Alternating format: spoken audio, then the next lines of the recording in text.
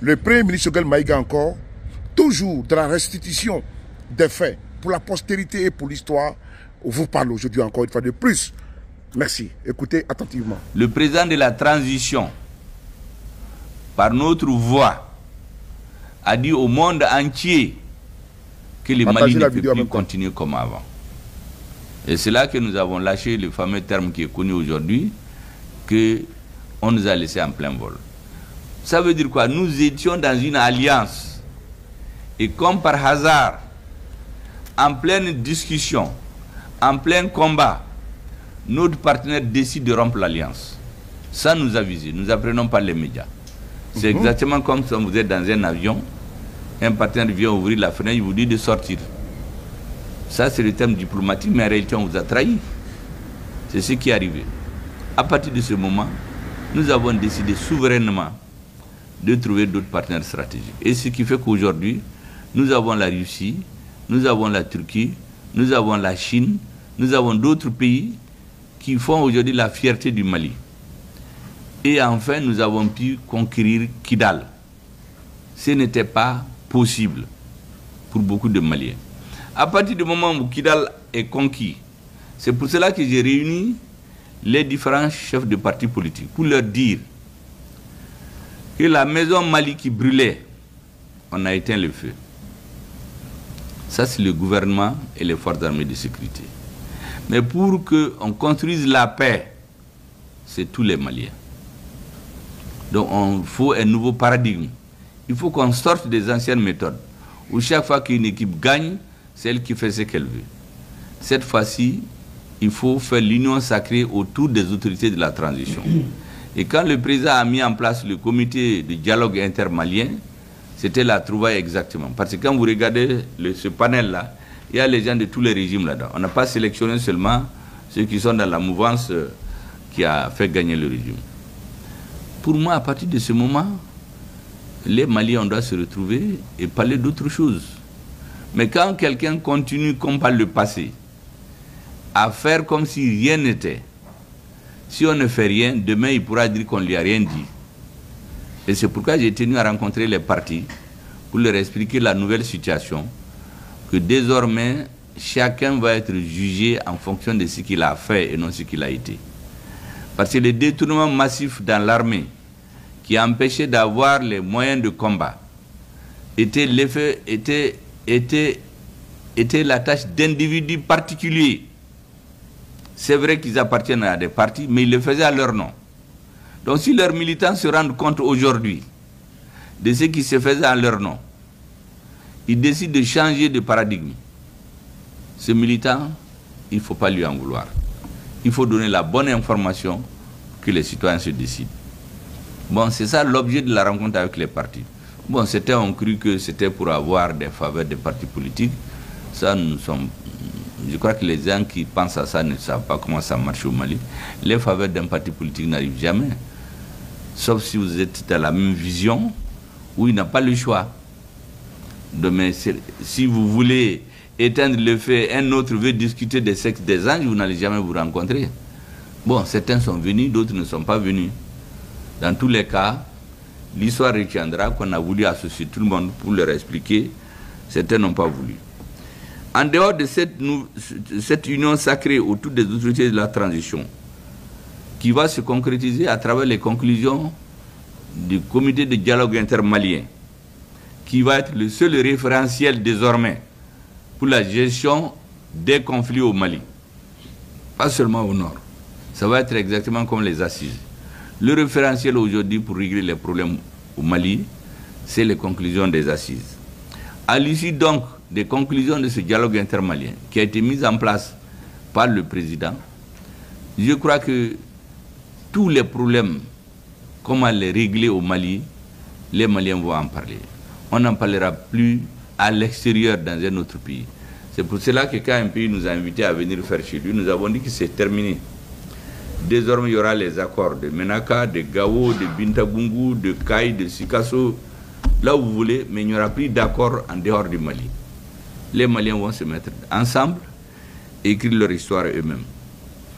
Maintenant, actuellement, l'actualité est dominée par la création de l'AES. Vous venez de faire des propositions très intéressantes. Est dominée par notre sortie de la CEDEAO. J'ai largement expliqué que la CEDEAO allait être utilisée par des forces étrangères contre des pays de l'AES. Spécifiquement, la CEDEAO allait être utilisée comme un instrument pour agresser le gouvernement nigérien, pour renverser le gouvernement nigérien. Et nous savions très bien qu'après le Niger, c'est le Burkina. Après le Burkina, ça va être le Mali. Parce que tous leurs problèmes sont partis de là. Et c'est pour cela que les Maliens doivent comprendre qu'ils ont une grande responsabilité politique, historique, devant le peuple malien, devant les Africains, devant la diaspora noire, devant le monde entier. Tout le monde regarde le Mali. Parce que tout est parti de là. Et donc, lorsque nous avons vu que notre frère nigérien était menacé, le Mali et le Burkina n'ont pas hésité à se joindre à lui et mettre en place une défense collective. Nous sommes allés plus loin lorsque nous avons vu que certains voulaient contourner cette alliance pour agresser encore le Niger. Nous avons mis en place cette fois-ci l'AES. Et aujourd'hui, nous avons un instrument de pilotage, je crois, éclairé que nos dirigeants ont en main. Ils ont besoin du soutien des peuples. Parce que les peuples, de toute façon, ont toujours voulu être ensemble. Ce sont les dirigeants, souvent des fautes institutionnelles, comme vous venez d'en parler, où c'est les parlements qui ont choisi. Souvent, il y avait des actes de corruption, souvent, il y avait des influences extérieures, parce que ces alliances, beaucoup n'en voulaient pas. Aujourd'hui, Dieu merci, les conditions objectives sont créées et nos dirigeants ont besoin du soutien des populations. C'est pour cela que j'ai dit que leur discours sur l'unité d'action des forces du changement doit être assimilé par tous les cadres, toute la jeunesse, toutes les femmes, tous les intellectuels du pays pour être porté à un niveau où le processus de construction du Malikoura doit être irréversible, de l'AES doit être irréversible. Et sur ce plan, je crois que les propositions que la COFOP vient de faire sont intéressantes, au moins à examiner. Concernant la monnaie, vous venez de le dire, c'est un sujet qui doit être réglé sans passion. La première fois, je pense qu'il y a eu beaucoup de passion dans les décisions, dans les années 60, je ne porte pas de jugement, mais aujourd'hui nous devons le régler sans passion. Nous avons des financiers, nous avons des économistes qui examinent cette question depuis des mois. Et je crois que vos réflexions qui seront versées à leur cahier d'études vont enrichir encore la décision pour que le jour où nos chefs d'État prennent la décision, elle soit irrévocable, irréversible pour toujours. Parce que n'oubliez pas, l'AES est aujourd'hui le premier producteur d'or dans la CEDEAO. Nous avons 2 800 000 km² de surface. Premier producteur d'uranium, premier producteur de coton, premier producteur d'élevage et de poissons dans la CEDEAO. Il nous suffit d'une bonne gouvernance. J'ai expliqué récemment aux uns aux autres que j'ai vu un pays développé qui a été exposé à la bourse des valeurs en or dans un pays de l'OCDE. Il a exposé l'or qu'ils ont importé du Mali. Ils ont traduit sa valeur en or, en francs CFA. Nous sommes venus comparer ça à ce qu'il y a dans les statistiques ici. Qu'est-ce qui a été exporté chez eux à partir de notre direction nationale des mines? Est-ce que vous savez que la différence entre ceux qui disent avoir importé du Mali, eux, et ceux que le Mali dit avoir exporté, la différence est égale au budget du Mali. Un seul pays. Ça veut dire quoi? Ça veut dire clairement que tout l'argent que l'État malien devait avoir est parti dans la poche de quelques-uns. L'État malien a tout perdu. Dans un seul pays, imaginez-vous au niveau national, si la gestion du pays change, les citoyens de l'AES ont besoin d'une bonne direction et de bonnes affaires. Donc, nos financiers, nos économistes vont réfléchir, ils sont déjà là-dessus, pour faire des bonnes propositions au président, pour savoir à quel moment il faut faire. Parce que chaque chose en son temps. Vous savez, le départ des forces internationales, la sortie de la CEDEAO était réclamée depuis des années par les Maliens. Mais nous leur avons dit d'attendre chaque chose en son temps. Il faut prendre les décisions au bon moment pour qu'ils portent. Le départ des forces internationales, je suis certain qu'au début, si on était venu demander aux Maliens, est-ce que c'est possible? Tout le monde va nous dire qu'il ne peut pas quitter le Mali. Et d'ailleurs, moi je l'ai su. Dès que j'ai pris fonction, c'est ce qui m'a été dit.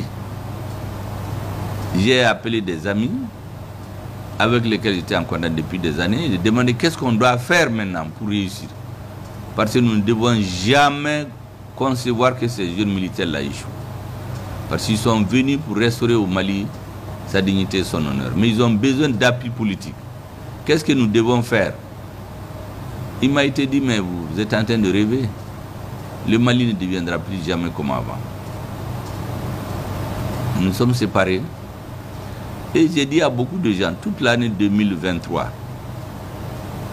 nous n'avons fait que galvaniser les soldats, faire de l'histoire. Aucun débat politique. Parce que les débats politiques ne nous faisaient pas avancer. Notre histoire, une bonne partie a été cachée aux Maliens. Les soldats ont besoin d'avoir confiance.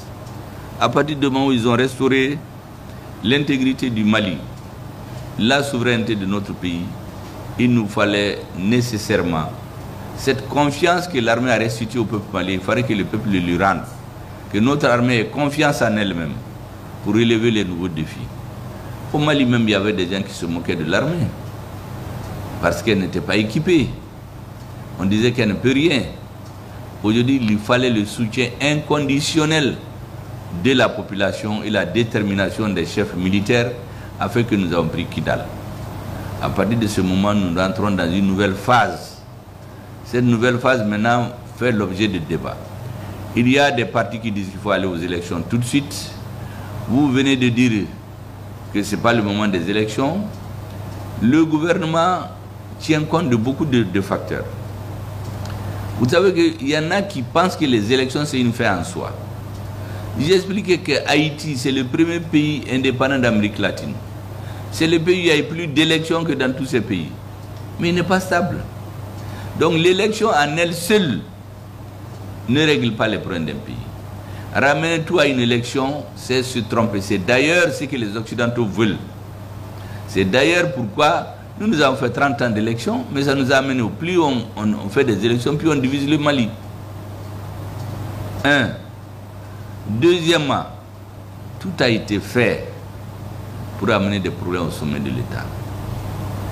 Heureusement que ceux qui sont à la tête du pays ont une claire conscience de l'histoire. Dans l'histoire, chaque fois qu'on veut faire tomber un régime, ce n'est pas compliqué. On fait la fissure au sommet ou on les coupe de la base. C'est les deux secrets. Nous avons décidé que le peuple, comme le dit le président, c'est le centre de gravité de la transition. Dans une population, vous avez 90 à 98%, ça c'est le peuple. Ceux qui dirigent, c'est 1%. Ceux qui sont contre, c'est peut-être 1%. Les 1% là, les deux là, ils se battent chacun pour avoir les 90 à 98%. Ça c'est le peuple. Maintenant au sommet, tout a été mis en œuvre pour créer des problèmes entre le président de la transition et son premier ministre. Pour créer des problèmes entre cette aile militaire et l'aile politique de la transition. Ceux qui ne savent pas, c'est qu'on réfléchit, on regarde, on analyse. Qu'est-ce qui s'est passé? D'où est-ce qu'on est venu? Et nous sommes très clairs dans la tête de tout le monde. Que cette transition-là, nos sorts sont liés. Beaucoup disent qu'ils sont avec la transition. Que Dieu nous en garde, si demain il y a des problèmes là, on ne les verra même pas. Donc ceux qui ont la responsabilité de la réussite de la transition doivent comprendre qu'ils n'ont pas le droit à l'erreur. Et lorsque nous nous sommes retrouvés le 24 mai 2021, au lendemain, au moment de la rectification, il y a des balises qui ont été posées. Il y a eu des accords, c'est comme une sorte de pacte d'honneur ce jour-là qui a été signé entre nous. Jusqu'à présent, malgré les brouhahas, c'est ce que moi je regarde. Aucun élément de ce pacte d'honneur n'a été remis en cause. Le président aujourd'hui fait la fierté de tous les Maliens, du monde entier d'ailleurs. Personne ne pensait que le Mali a été ce qu'il est. Qu'est-ce qui a changé au Mali? C'est les mêmes militaires, les richesses de moins, le leadership a changé. Donc, ils avaient raison de dire que le président de la transition doit être un militaire. On s'est entendu que le premier doit être un homme politique. Je ne vais pas m'étendre sur ça, vous allez apprécier vous-même. Nous nous sommes entendus que le président du Conseil national de transition doit être un des militaires. À partir de ce moment, toutes les récriminations que nous avions contre l'organe législatif de transition, le CNT, nous les avons classées. Au nom de cette dynamique politique et historique, il fallait aller vers ce compromis. Le ministre de la Défense, je crois qu'avec le président, ils se sont acquittés merveilleusement de leur devoir. Les réformes politiques, vous pouvez bien voir, au début de la transition, les 90% des gens n'étaient pas pour les réformes. Les assises, même au sein du gouvernement, beaucoup n'étaient pas pour. On a même organisé des séminaires au Mali pour nous montrer à la télé que les Maliens ne veulent pas des assises. Donc les réformes politiques, elles se sont imposées. Ensuite, Kidal a été pris. Sans une armée déterminée, un chef militaire qui a une grande vision stratégique et historique, ce n'était pas possible. Nous l'avons fait. Nous avons signé un pacte avec les syndicats. L'accord pour la paix et la réconciliation a été si intelligemment appliqué qu'on est rentré dans Kidal, comme on dit chez Moboulika Bafanka. Alors qu'on avait dit que c'était impossible.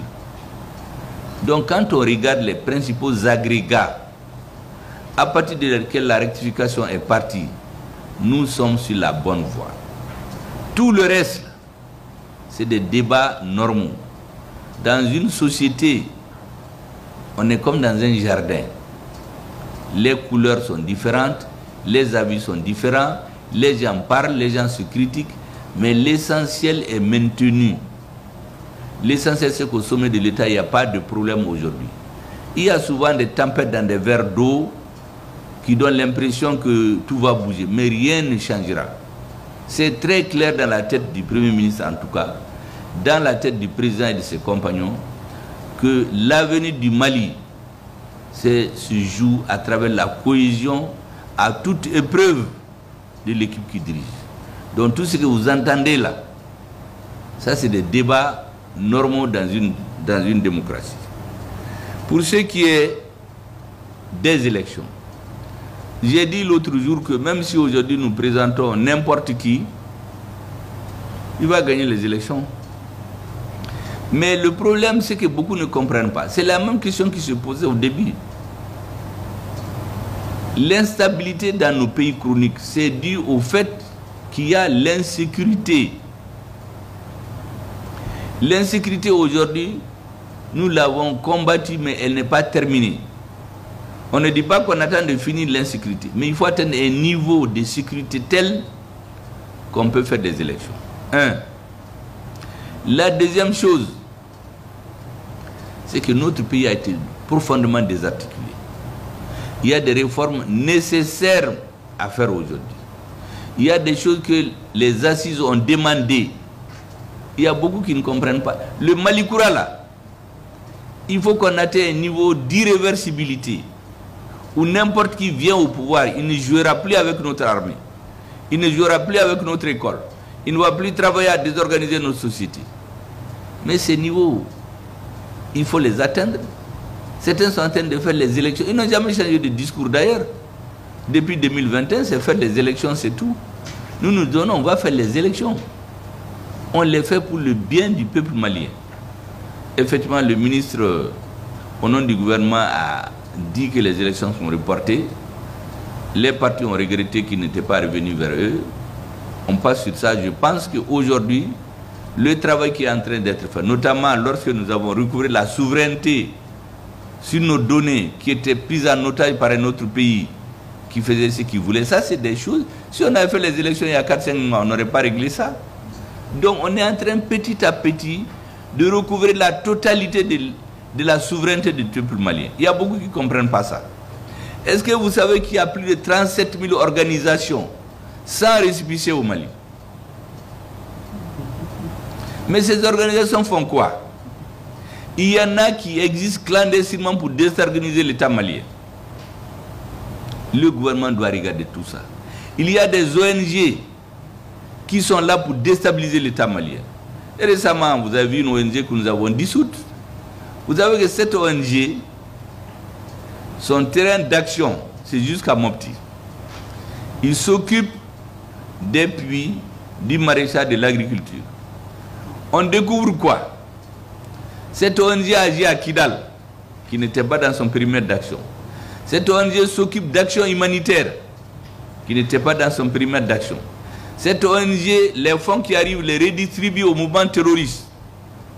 Donc le terrorisme était financé à travers des ONG légalement reconnues au Mali qui exercent normalement. Et les dirigeants d'ONG qui ne font pas ce jeu, on les élimine. Et tout le monde est obligé de se tenir à carreau et se mettre dans le jeu. Mais ces questions-là, il faut qu'on les regarde de plus près. On est dans une démocratie aujourd'hui. Il n'y a pas de raison d'exister des organisations clandestines. Il faut s'exprimer ouvertement, donner ses idées, avoir ses papiers, que vos activités correspondent à ce que vous faites. Mais si ce n'est pas le cas, on va se précipiter, on mettra un président qui va chercher juste à plaire aux gens. Parce que le gouvernement actuel, on ne cherche pas forcément à plaire. On cherche à faire ce qui doit être fait. Un bon père de famille. Un bon père de famille, ce n'est pas toujours ce qui plaît à tes enfants que tu fais. Vous faites ce qui doit être fait. Et donc le processus de refondation